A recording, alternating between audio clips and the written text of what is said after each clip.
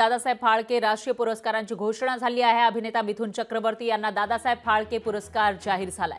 राष्ट्रीय चित्रपट पुरस्कार सोहळ्यामध्ये सन्मान त्यांचा केला जाणार आहे। तर 8 ऑक्टोबरला दिल्लीमध्ये हा पुरस्कार सोहळा होईल। याच्यामध्ये हे सर्व पुरस्कार दिले जाणार असल्याची माहिती समोर येते। दादासाहेब फाळके राष्ट्रीय पुरस्कार जे मानाचे पुरस्कार मानले जातात, या पुरस्कारांची घोषणा झाली आहे। अभिनेता मिथुन चक्रवर्ती यांना दादासाहेब फाळके पुरस्कार जाहीर झालाय आणि येणाऱ्या 8 ऑक्टोबरला त्यांना हा पुरस्कार दिला जाईल।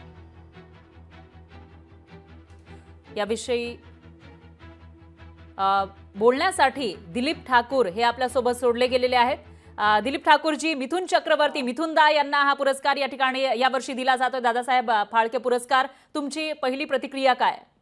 अतिशय सकारात्मक आणि आनंदाची बातमी। ज्या अभिनेत्यांनी ज्या 70च्या दशकात जेव्हा करिअर सुरू केलं त्यावेळेला ना रूप जे नायकाचं रूप असतं त्याला महत्व होतं आणि मिथुन चक्रवर्ती हा त्या दृष्टीने नायक म्हणून ओळखला जाणारं असं व्यक्तिमत्व नसून सुद्धा आपली मेहनत, आपलं टॅलेंट आणि डान्स या गुणांवर यशस्वी ठरला आणि फार मोठी वाटचाल करण्यामध्ये तो यशस्वी ठरला। मला वाटतं त्याच्या त्या गुणाचा हा सन्मान आहे। आणि दुसरी एक बाजू सांगायला पाहिजे की चित्रपट सृष्टीमधला हा असा कलाकार आहे ज्यांनी चित्रपट सृष्टीची जी कामगारांच्या वेगळ्या संघटना आहेत, कामगारांच्या समस्या, त्यांचे प्रश्न याविषयी स्वतः जातीने लक्ष घालून ते प्रश्न सोडवण्याचा 80च्या दशकामध्ये खूप मोठ्या प्रमाणामध्ये प्रयत्न केला।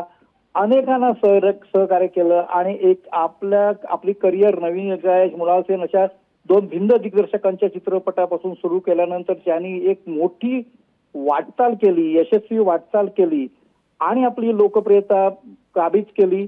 अशा कलाकाराचा सन्मान आहे असं मी म्हणेन। निश्चितच दिलीप ठाकूरजी, धन्यवाद। तुम्ही लोकशाही मराठीशी बोललात त्याबद्दल। तर मिथुनदा ज्यांनी मोठमोठे सिनेमे केलेले आहेत, अनेक दशकांपासून ते काम करतात इंडस्ट्रीमध्ये, त्यांचा सन्मान या ठिकाणी केला जाणार आहे। दादासाहेब फाळके राष्ट्रीय पुरस्कार त्यांना प्रदान केला जाईल। लोकशाही मराठी ऐका, पहा, जागरूक रहा।